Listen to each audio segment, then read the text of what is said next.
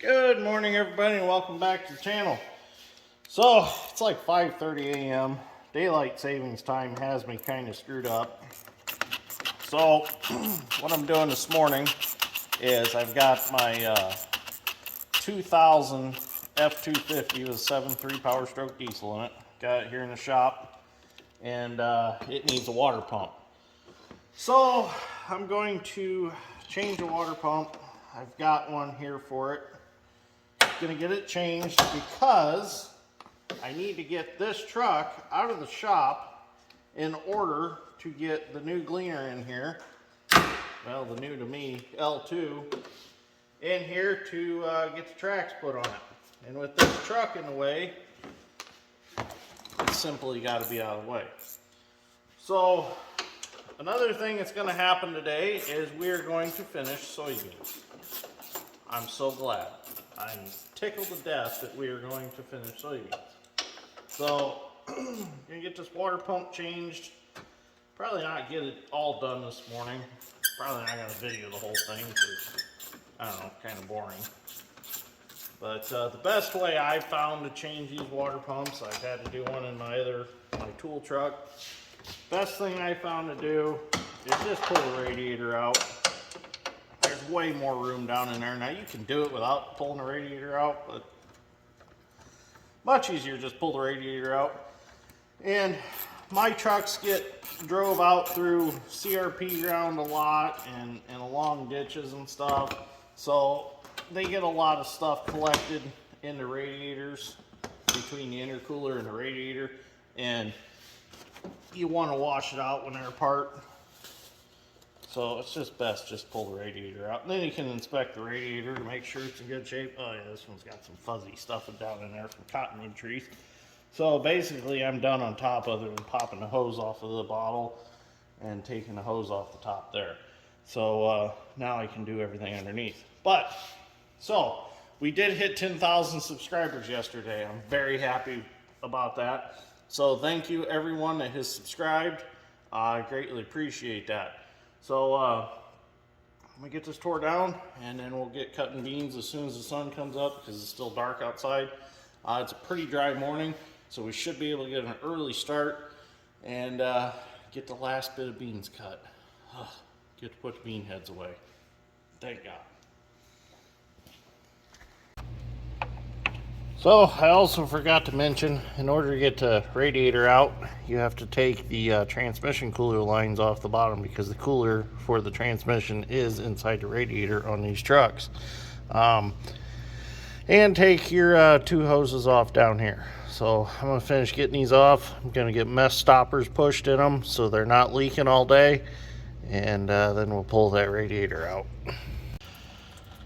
Okay, so I got transmission cooler lines off. Got the mess stopper plugs put in. Them things are absolutely wonderful. Anybody that does any kind of mechanical work, agricultural work, heavy equipment work, get you a set of mess stopper plugs. These things are awesome.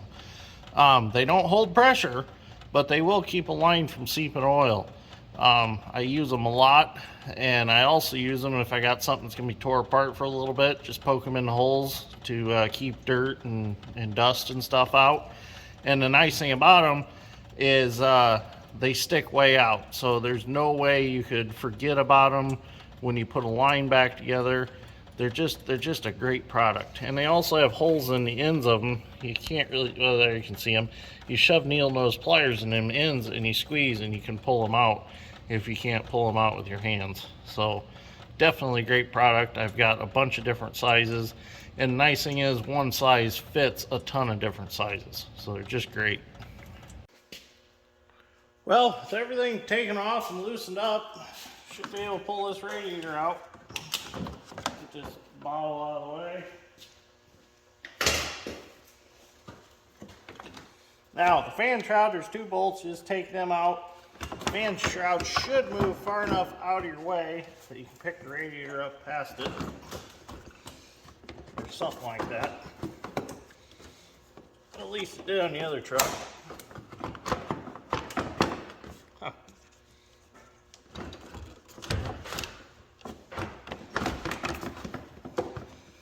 Well, darn it. There we go.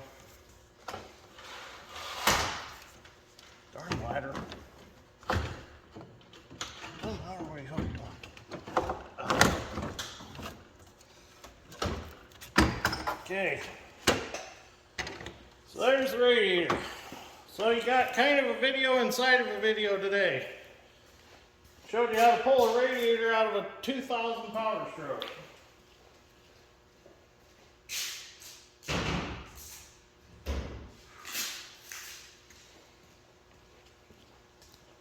You just never know what you're going to see on this channel. So that's basically how you pull the radiator out in a nutshell. So looks like sun's out enough. Gonna head outside and go cut some beans. Okay, so we're on our way to the second to the last field. Got the 1660. I'm gonna go ahead and cut the ends off, get me some space to work so I can bring the L2 and its head, get the head put on it. The reason I'm taking the 1660 first is because I can sneak down the road with the 20-foot head and get there and get the field opened up.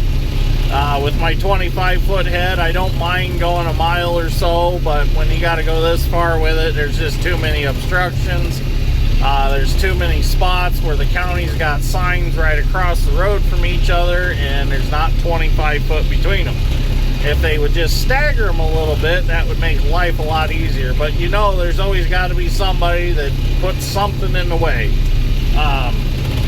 Most of the time, it's a mailbox right across from a utility pole or something like that. So there's just no getting over that. If I had feeder houses with a field tracker on them, back in the day when we used to move around, when Dad and I worked for my uncle, we ran 2388s and they had field tracker on them.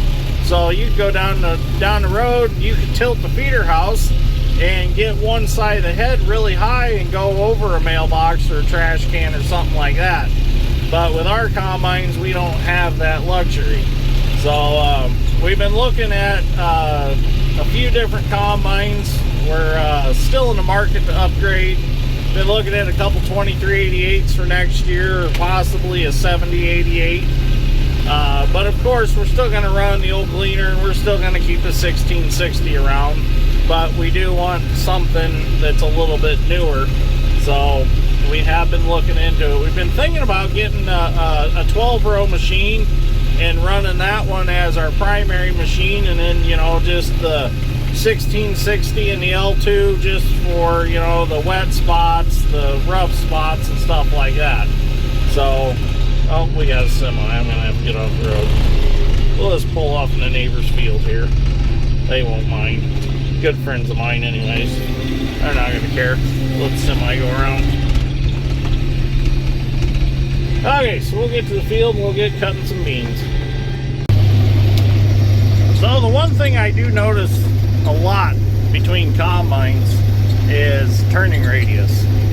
Being's the case combine, the axle sits so far back on them, they seem like they don't turn nearly as tight to get turned around when you're breaking the fields in. That's one thing I definitely noticed. The Gleaner does turn super tight.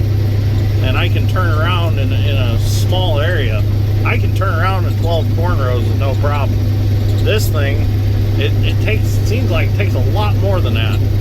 So, but I was talking about my teardrop bat style reel and how it's hard to see through. This is a pipe style reel, and this one there's so much more visibility with it. I love this reel. I'd like to convert mine to a pipe style if I can find a pipe style reel for it.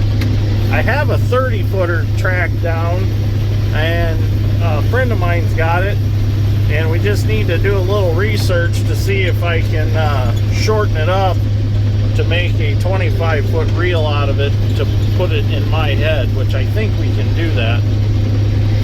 They simply bolt together, and I think if we just trim some stuff and re-bolt some stuff, drill a few holes, I can make that reel work in my head. So these beans are kind of short. They're sandhill beans up here on the high ground. When you get down to the other end of the field, about 3/4 of the way down, or not 3/4 of the way down, 1/4 of the way down, it turns into really nice beans.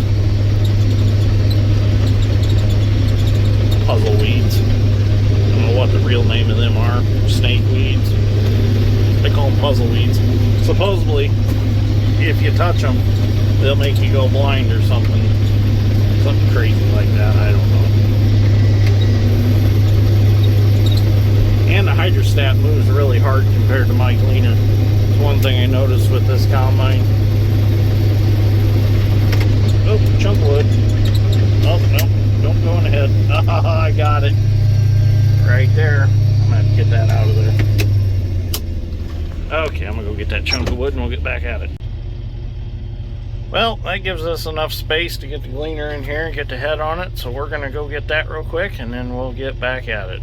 Get this field mowed off, get to the next two small ones, and then beans are done, finally. Well, we're on the move with the Gleaner now. We'll get it to the field and get the head back on it. I set the head off on the carrier, and I just happened to look up at my fuel gauge. My fuel gauge said 0. It's like, oh no. So we hurried up, put some fuel in it. I looked in the tank, and it was still just over the suction screen, so it had some fuel in it, but it wouldn't have lasted the morning. So I definitely don't want to run it out of fuel because they're a bear to get reprimed. I'm not sure how the fuel gauge works in these. I don't know if that 52 or 49, whatever it's bouncing back and forth to. I don't know if that's in percentage, because even when it's full completely, it don't say 100% full.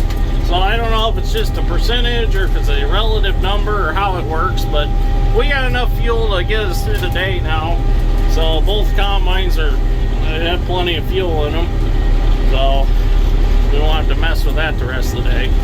So I'll get my head put on. Looks like Dad's already up here. I see the hopper bottom sitting there. He's probably already cutting. Conditions are perfect already this morning. So we'll get the rest of these beans mowed off. Get these heads back on the carriers, and we probably won't put them back in the shed today. We'll blow them all off real good, but we'll be able to switch back to corn. So tomorrow I think we're gonna go get Gleaner number 2, so I'm pretty excited about that. Okay, so last time I have to put my head on. I could have started a little more crooked, I guess. Of course, every time I do this, the sun's right in the windshield.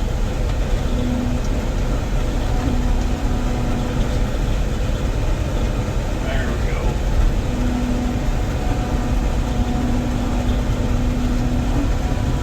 Steer over.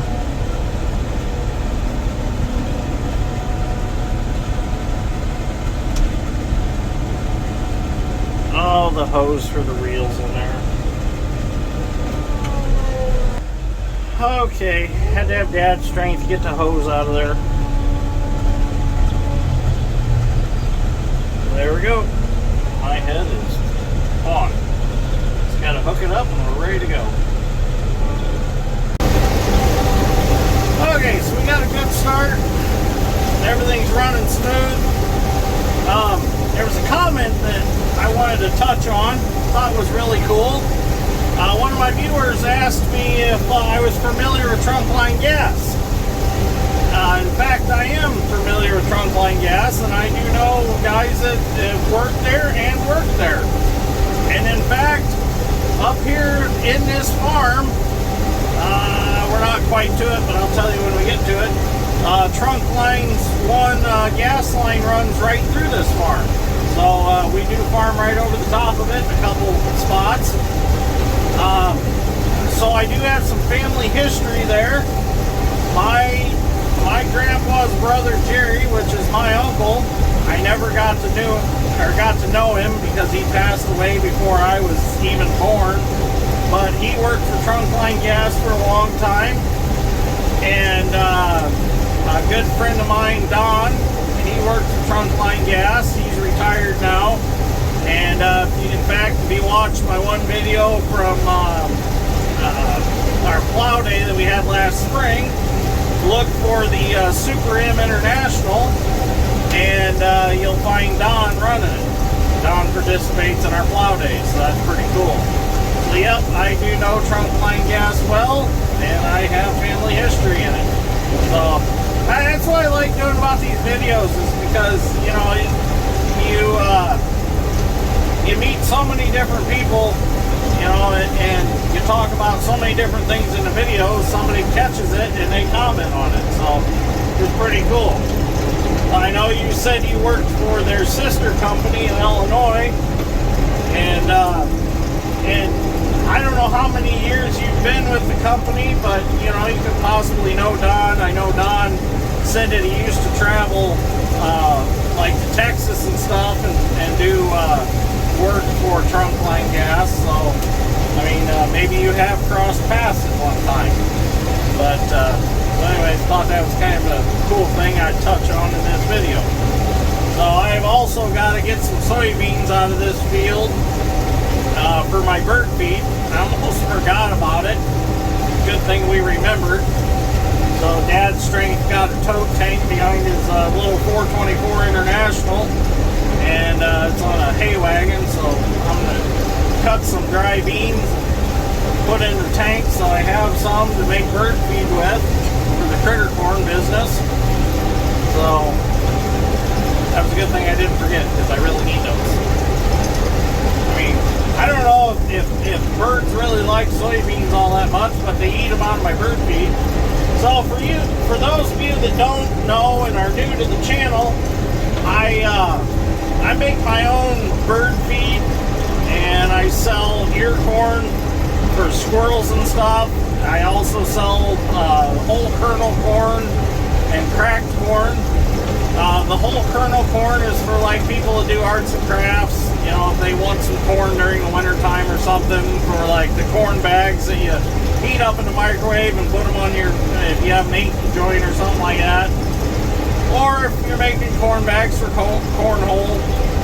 The cracked corn is basically for pets, like chickens and stuff like that. And then I sell the bird feed for wild birds. So it does pretty good. It's kind of just a little side thing I enjoy doing. I just sell it by roadside stands, and it's on the honor system. You come up, you put your money in the box, you take what you want, you know. So, and I've had several people tell me that they really enjoy it because they don't have to go to a store and fight a crowd or anything like that. They just come to me, they get what they want, and they go on their way. And it was real nice this winter, especially when you had all the mask mandates and stuff. They didn't have to worry about going to a store and having to wear a mask, because my roadside stands are out in the country, out in the middle of nowhere.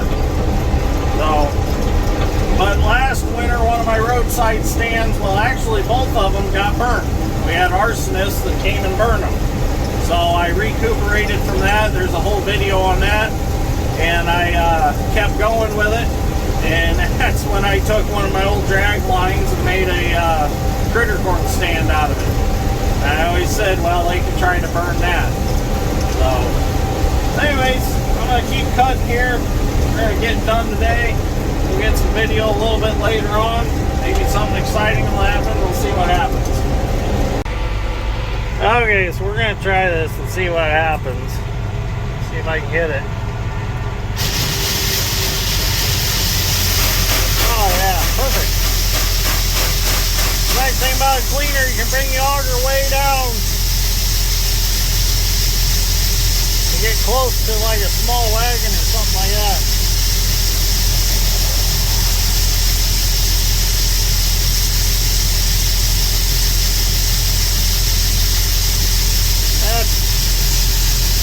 Enough. I'm gonna have to throttle up enough to get that cylinder released. That's probably enough in there. Well, this field's all done. So there's the Trunkline gas marker, and the pipeline actually runs, let's see, right through here at an angle. It's right through this farm. And actually in the next farm over on the other side of the road over there, they're not even allowed to farm over it anymore because it doesn't have enough cover on it, so they're worried that they could possibly hit it. But through here it rises, the ground rises up quite a bit, and it's deep through here, so there's no worries of hitting it with farm equipment. You can't dig around it with any sort of excavating equipment. That's against the law. So definitely, this is one of the reasons why you should call before you dig, because you know, to the untrained person, they come out here and they don't look for any markers or anything, and they think, oh, well, we could just dig anywhere we want. No, that's not the case. Always be aware of your markings before you dig. There's a marker right there where it crosses the ditch. There's one over there. So definitely always pay attention and always call before you dig. It is so easy to pick up the phone and dial 811, and then you have insurance, you have everything. So definitely always call before you dig. I can't stress that enough. So okay, we're gonna unload. There's a little bitty field over next to Sausage and Dad Strength's house. We're gonna cut that one off, and then we'll head to the last field and we will be done. Well, here we are, the last pass of the 2021 soybean season. They're not very tall. They got beans on them though. So we are officially done with soybeans. We are 99.9999% done. I'm not going to get greedy and say 100%, because I know I left a few in some spots around some down trees and stuff, but not enough to make a big deal. So I know it's not a, well, it is a full 25-foot pass. I know there's the one girl on social media that farms that was bragging about how satisfying it was to end the field with a full pass. Well, I'm like, well, for one thing, you're running auto steer, honey, so you are going to end the field with a full pass because the combines measured it out the whole damn time. I just did that freehand. You want to know what the most satisfying part about being done with soybeans is? You hear that click? That was my head switch for the very last time. And that click right there was my separator switch for the very last time. That is what's satisfying about ending soybean harvest right there for every field too. We are finally done with the little tiny balls of itchiness. They're over with for the season. Time to go back to corn. I'm so excited. I love corn. I mean, if we could just farm corn, that would be great. I mean, I like the soybeans and all. They are fun. I enjoy planting them. I do enjoy cutting them, but I don't enjoy having to deal with the weather with soybeans. That makes them difficult. You know, you get a rain and you're done for 2 or 3 days with soybeans. With corn, you get a rain, you can go that afternoon or a couple hours later, depending on what the weather conditions are. So, but anyways, soybeans are done. Time to party for about 5 minutes, and we're gonna go back to pick corn. But Dad and I were talking this morning. We should have planted some winter wheat. I think it's getting a little too late in the season to plant some, but I really should have planted some this year. I got the Gleaner to cut it with, and I don't have a chopper anyways yet, so we could just bale the straw that comes out of the back of it. But it's too late in the season now, I think. But we'll see. Maybe we'll plant a little bit of wheat. Maybe I'll get some, and then we'll just cut it with the Alice Chalmers 66 pull type combine for fun. We'll see what happens. It never hurts to play. So anyways, thank you everybody for joining us for Soybean Harvest 2021. Greatly appreciate it. I hope you enjoyed the ride along the way. My duck feet fingers, they're not doing so good. I think they're kind of brittle from being old. I don't know how old they were when I got them because I took them off a used head at Worthington. So it's hard to tell how old they were. I know a few of them have gotten in the sickle and got cut off from going over like groundhog holes and stuff like that. Brings the cutter bar up and nips them off. But that's the trouble with running these short beans, is you got to keep the reel down so you can keep them swept in. I really need to buy an air reel. I'd like to find one of them someday. But anyways, thank you for watching. Greatly appreciate it. Stay tuned. Don't leave the channel yet, because we still got about 450 acres of corn to go. We're gonna get the tracks put on the other L2. We got to get them wet spots taken care of, and we've got some more wet ground coming up. So, and it's supposed to rain in the next couple days, so I think we're really going to utilize the tracks quite well. So anyways, I'm gonna get a hold of Dad's strength and have him bring me my head carrier, because we're done, so the heads can be put away. I'm going to keep my head out in case I decide to cut a couple pickle vine patches of corn. I'm just going to use a bean head to cut them. That way the reel will keep dragging it in, and the big auger in the bean head won't wrap like the small one will in the corn head. So kind of a trick for picking pickle vine. You can only run about maybe 4 rows at a time, because all the material is going to be coming in, but the old Gleaner shall handle it. So anyways, thank you for watching, greatly appreciate it, and we will see you all in the next one.